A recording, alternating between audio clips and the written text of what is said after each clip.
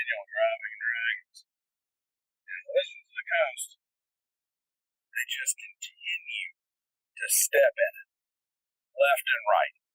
It is a field of cow pies, and they are finding every last one of them, left boot to right boot. The company that seems intent on making sure they do something stupid every time they turn around. Talk about it on the other side. Now, I've tried to shoot this video 4 or 5 times. Now, I can't blame this all on WOTC. However, busy life, all that kind of fun stuff.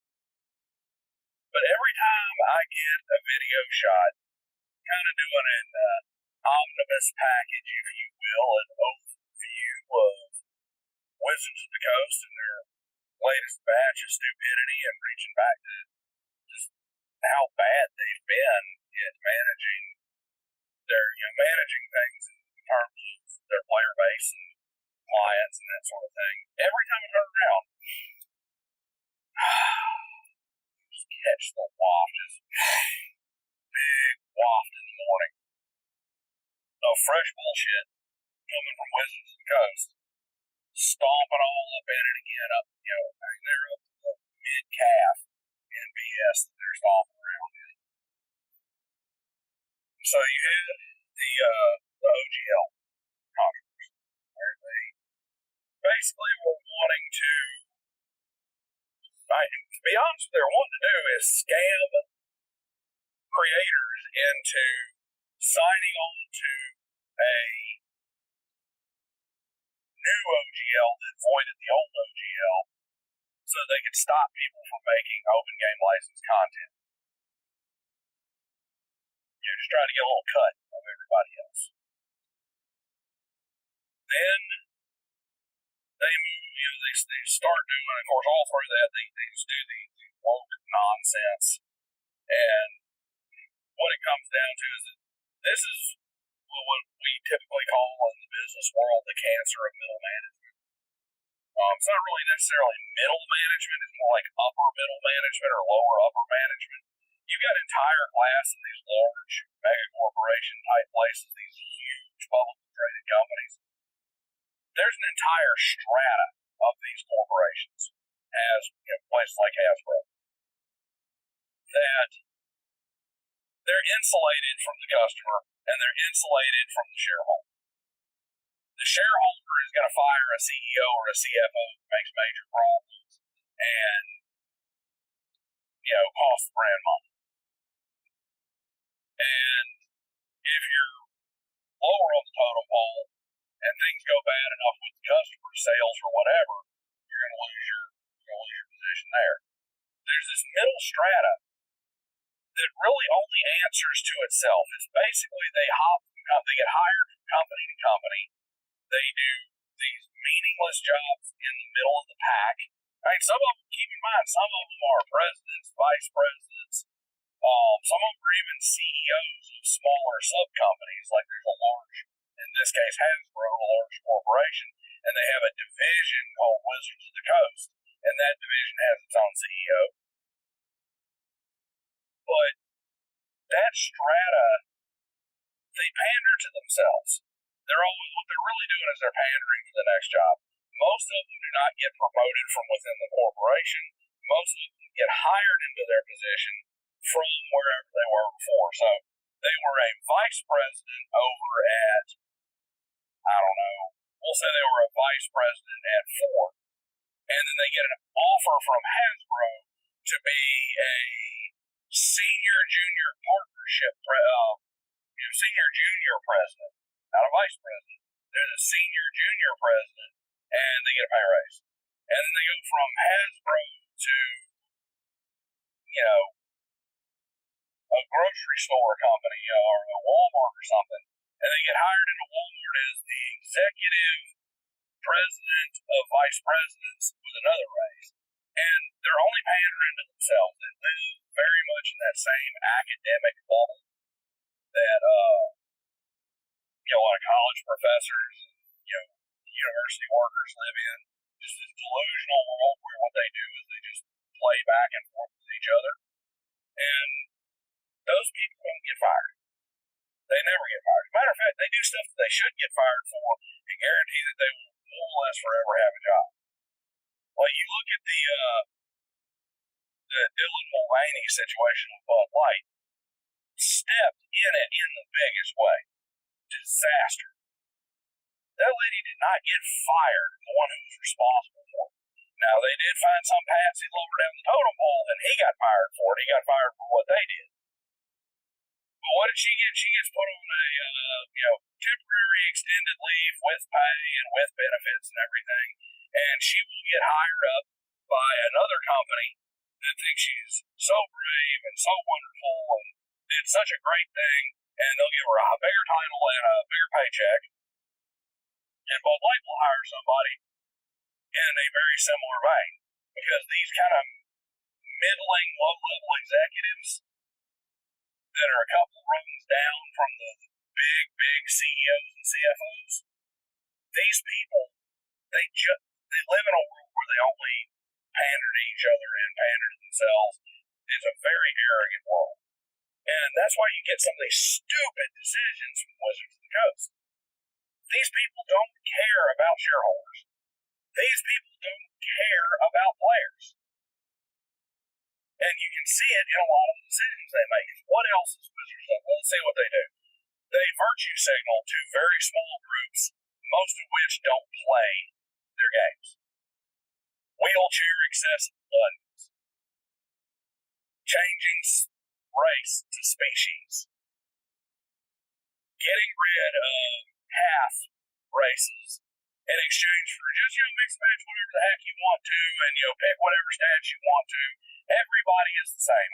I started calling them Grand Wizards of the Coast at that point. Sometimes I call them Grand Wizards of the Blue Close Coast, because that's the most racist stuff I've ever heard, that race mixing is somehow inherently bad, and that, people are all identical and all the same, so therefore there should be no distinction. Kind of funny to have diversity and inclusion, and then to turn around with, on your left hand, and then turn around with your right hand and say that it's inherently racist to recognize that anybody's different.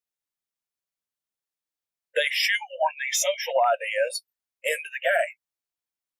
And if you're part of one of these groups that, we're the representation rah crowd, you're an idiot. If you're standing there dancing around cheering Wizards of the Coast for these decisions. It ain't about including you. It's about pandering to their buddies over at X Corp so they can get their next promotion by being hired by the next company. That's all it is. You ain't nothing but a bargaining chip for them to get a corner office. Okay? They're not doing this for any kind of inclusion. They do it because you're loud and you speak out a whole bunch and you make a big deal out of the dumbest stuff, and they can latch on to it and get some voice, and they can turn around and point to their other executive friends at the executive business club and say, look at what I did for the underserved, grass eater community who only eats grass. As the Simpsons once put it, the level 9 vegan club that doesn't eat anything with a shadow. This is the way they make decisions like that. And one of the ways you can tell here, who are they pandering to? They pander to groups that have really loud voices despite being very small minorities. They're amplified by big tech. They have nothing to do with their lives other than be online and rabble-rouse. And they are not D&D players. They're online rabble-rousers, which capitulates to this, because that bullhorn then turns and talks to everybody else. But the funny thing is most of the controversies and big inclusion changes Wizards of the Coast made did not come from anything. Nobody was complaining about the word race being used to describe fantasy races in Dungeons and Dragons. But, like I said, the diversity inclusion crowd bid it hook, line, and sinker. and they're doing the same stuff with Dungeons and Dragons. So they're going to step in that. They're going to continually step in that. They stepped in it with the OGL. They stepped in it with their monetization announcements and fireside chats and stuff, where they basically come out. Look at what they come out and say. Oh, we need to make sure that people have put a quarter in every time they want to play Dungeons and Dragons. Only DMs really pay anything to be in the game. Players are kind of a one-time thing. They did the same thing, by the way, on both fronts with One D&D.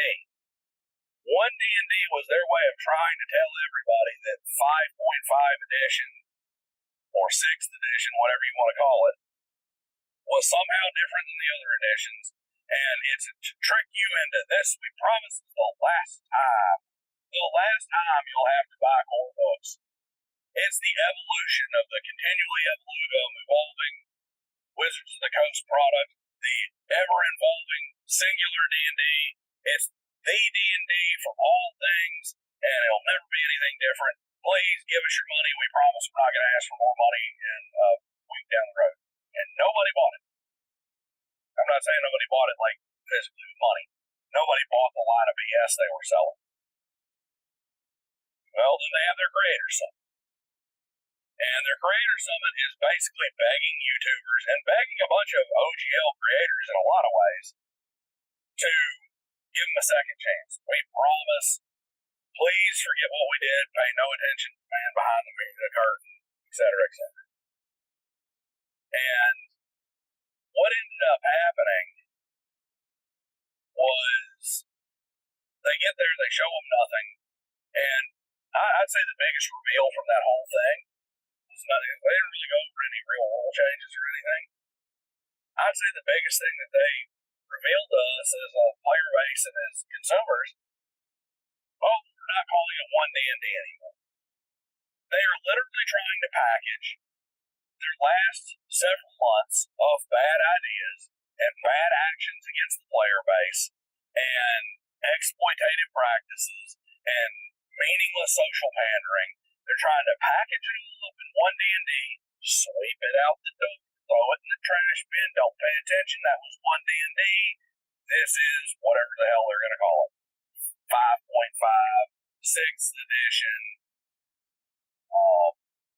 new 5th, ultimate 5th. I have a feeling that they're not going to just be straight up honest and call it 5.5 or 6th edition. They're going to come up with some stupid marketing ploy name to try and pretend like it's not a new edition. But we all know what it is. The point is that One D&D is now associated with all this bad stuff. Jangle the keys over here. Pay attention, baby. Pay attention to the jingly keys. Don't pay attention to what we're sweeping under the rug over here. Please forget all these times we stepped in. And they just can't keep it straight. Because each time I make a video, I'm like, hey, here's all the stuff Wizards of the Coast is screwed up. Here's all the things, here's all the reasons why it's long past time to tell Wizards of the Coast to kick rocks. And to stop buying Dungeons and Dragons products. Just focus on whatever you've got now. Keep playing 5th, keep playing 3.5, keep playing 2nd, keep playing 1st. Make sure that places like Drive-Thru RPG are giving us everything they can. Because remember, if it's not OGL, Wizards of the Coast can make it disappear from Drive-Thru RPG too. And really, with the strong enough legal arm, they can probably make a lot of OGL content disappear from Drive-Thru. Drive-Thru's not going to fight them. But we've got to make it where Dungeons and Dragons and Magic the Gathering, to a lesser extent, get so heavily penalized for this kind of business. They get so restricted by boycott or whatever else we can do that Hasbro gets to the point that they need to sell it off. Like, dissolve Wizards, spin it off, and then sell the assets. That's the only way that this is going to end, because Wizards of the Coast has grafted into a full-blown large-scale corporation that is going to act like a large-scale publicly traded corporation, and it's just going to keep getting worse and worse. and it's going to make the product worse and worse. So, as I was putting this together, trying to get it all together for one day, what do we go to? Wizards stepping in again. This time, they send the Pinkertons out after a YouTuber who did an unboxing video. Now, let's get a couple things straight first. YouTuber, he was in the wrong. He knew good and well that he was buying something that was not supposed to be sold yet. He knew that the distributor who was selling it to him was selling it to him earlier than it was supposed to go to the shelves. He used that to make himself an unboxing video to gain subscribers, to, doing YouTube as a video. He took advantage of a quote-unquote leak. He knew he was in violation of a bunch. He knew his distributor was in violation of a bunch of things, and he knew he was party to that. He was wrong, plain and simple. But the way Wizards handled it was about the dumbest way possible. All they really had to do was have a lawyer show up with a whole bunch of swag and everything, and say, hey, we need all that stuff that you're not supposed to have. We bought you 3 to 4 times as much product to make up for what you paid for that you're losing because this guy did wrong. We're going to give you some kind of special whatever, and to make up for your time because you just bought a product.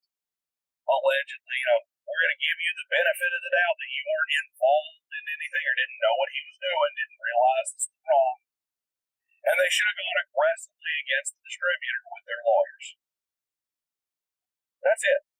Done. Instead, they not only send private detectives out to this guy's house and threaten him and all kinds of other stuff to take what he paid for, and then just give him, basically they took whatever, I didn't look at the video to see what kind of stuff he got, his 2 or 3 decks or his 4 or 5 booster packs or whatever. They took his 4 or 5 booster packs, gave him 4 or 5 packs, probably the worst booster packs that Wizards has out right now, and threatened him and his family a whole bunch. And they couldn't even do that wisely. They had to go out and hire the Pinkerton agency. Now, the Pinkertons are not what the Pinkertons were in 1900, all right? But that name evokes a certain image. That name evokes an image of people who broke unions with machine guns. And you can't, the only thing anybody sees when you hear Wizards of the Coast sent the Pinkerton agency after Magic the Gathering YouTuber, all you see is a bunch of fedora wearing, trench coat, old noir style detectives who are seedy and can't be on the police force anymore because they violate the laws, the rights of the citizens and all that, with Tommy guns, kicking in the guy's door and holding him down and putting the gun barrel in his head, demanding where the magic cards are at, where are the magic cards, where are the magic cards, running and getting trash in his house and getting the magic cards, then turning around and throwing a couple bucks at him and being like, sorry for your trouble, and walking out. That's the image that's conjured by the stupidity of this decision by Wizards of the Coast. And it's just further proof. Wizards is past the point where they care about any customer on any level. The people who make the decisions are now the people who will never care. Wizards was always bad. They were bad in the 90s before Hasbro bought them. They've always been aggressive. They've always done some shady stuff. But now they have progressed to the point where the people who make real decisions do not care in any capacity. So what you need to do is you need to finish watching this video. Hit the like, share, and subscribe button. Maybe watch a few more videos. But when you're done, you need to go in and you need to get a collection of all your stuff. All the stuff for whatever Dungeons and Dragons you play right now. All the magic cards if you play Magic.